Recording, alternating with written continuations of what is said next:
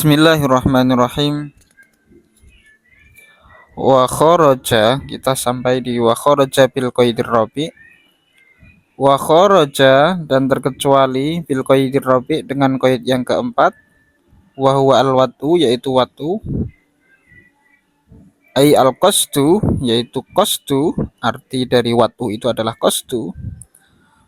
Terkecuali dari qaid yang keempat watu, yang artinya disengaja ini, apa yang terkecuali? Al-lafdhu ghairul maksudi, yaitu lafadz yang tidak disengaja.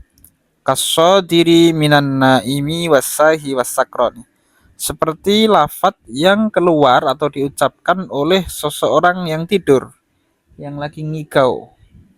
Wasahi, dan orang yang lupa. Wasakroni, dan orang yang hilang akal dengan sebab mabuk. Fal kharij bil quyutil madhkurah la yusamma kalaman fi istilahin nuhat. Maka yang terkecuali, yang dikecualikan dengan qaid-qaid yang disebutkan di atas, yaitu mulai dari lafadz, murakkab, mufid, dan wadhu, itu tidak dikategorikan kalam menurut istilahnya ulama nahwu. Mungkin menurut selain ulama nahwu dikatakan kalam, tapi di dalam istilah ulama nahwu tidak dikategorikan kalam. Wa dakhala fil haddi, dan masuk di dalam definisi al-ma'lum bid-darurah, yaitu sesuatu yang diketahui secara spontan, secara pasti. Seperti contoh as-sama kas-sama ufauqona, seperti as-sama ufauqona wal ardu tahtana wan naru haratun. Jadi masuk ya. Masuk di dalam definisi ini adalah sesuatu yang maklum, yang diketahui secara spontan. Semua orang tahu. Seperti halnya as-sama fauqona, langit itu di atas kita, bumi di bawah kita, api itu panas. Hal-hal seperti ini Same pun tanpa diberitahu dia sudah tahu. Nah, ini sebenarnya nanti ada apakah tajdidul faedah, apa wajib tajdidul faedah atau tidak, ini kan ada khilaf di situ. Tapi sesuatu yang sudah bisa memberikan faedah, semua orang atau Same-nya pun sudah tahu, ini juga masuk di dalam kalam walaupun tidak ifadatus same, atau mungkin masuk di tajdidus same, tajdidul faidah lis same. Wa aqallu ma yata'allafu yatarakabu al kalamu min ismaini nahwu zaitun qaimun. Sedikit-sedikitnya kalam tersusun itu dari dua isim. Seperti contoh zaitun qaimun. Jadi zaitun isim, qaimun juga isim. Fa innahuma ismani, karena keduanya itu isim, yaitu zaid dan qaim. Al awwalu mubtada'un wa tsani khabarun. Yang pertama menjadi mubtada, yang kedua menjadi khabar. Waqad yuqalu fi qaimun dhamirun mustatirun fa'ilun bih.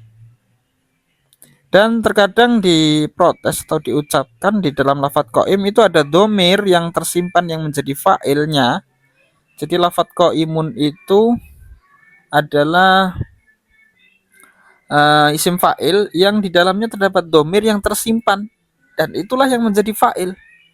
Li'annahu ismu fa'ilin fayasirul misalu mimma tarakkaba fihil kalam min salasati asma. Karena qaim itu adalah isim fa'il, maka contoh itu adalah contoh yang kalam tersusun dari 3 isim. Nah, awalnya ini lafadz zaitun qaimun adalah contoh kalam ini ya. Zaitun qaimun ini adalah contoh kalam dari 2 isim, zaitun dan qaimun. Akan tapi ada yang protes atau i'tirad bahwa di dalam qaim itu ada dhamir yang menjadi fa'ilnya qaim. Berarti itu kalam yang 3 isim, kalam yang terdiri strukturnya dari 3 isim, bukan 2 isim. Ini protes kepada Bayi Musannif ya. Fa kaifa ja'alahul musannif misalan lima yatarakabu min ismaini. Maka kenapa Bayi Musannif mengatakan itu sebagai contoh dari kalam yang tersusun dari 2 isim? Jelas-jelas itu ada domirnya fa'il, isim fa'il di situ yang tersimpan. Wa yujabu, dan dijawabi, bi annal wasfa, bahwa sesungguhnya sifat kasmayil fa'ili wal maf'uli wa sifatil musyabbihati, seperti halnya 2 isim fa'il dan maf'ul, artinya 2 isim yaitu fa'il, isim fa'il dan isim maf'ul, dan sifat musabbihah ma'a marfu'ihi al mustatar kal ismil mufradi, beserta marfu'nya yang disimpan itu seperti halnya isim mufrad? Jawabannya sederhana.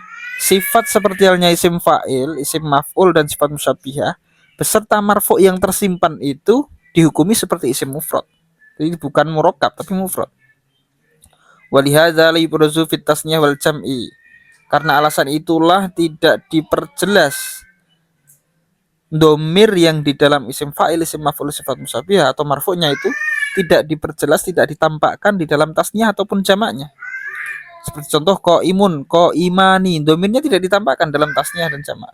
Ko imuna itu ada alif, alifnya ko imani itu bukan alif isim tasniyah, tapi itu adalah tanda tasniyah.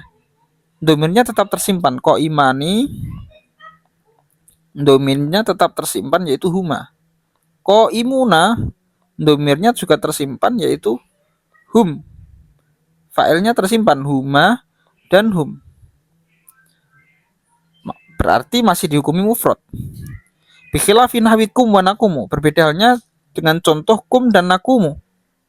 Fa inna dhamira fihi kalimatun. Birosya, karena domir yang ada di dalam kum dan nakumu itu adalah satu kalimat tersendiri.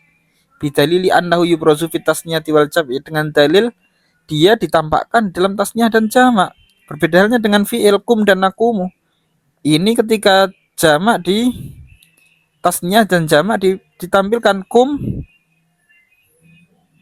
kuma, kumu.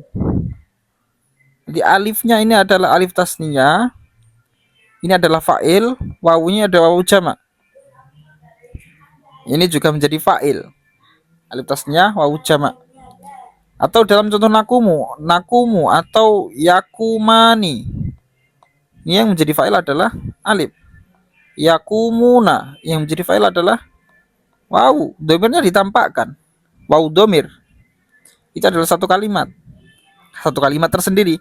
Berarti kum wa nakumu, domirnya itu adalah kalimat tersendiri. Berbedanya dengan ko imani dan ko imuna, domirnya tersimpan di dalam, berarti dia dianggap satu kalimat atau dianggap mufrad. Wallahu a'lam bishawab.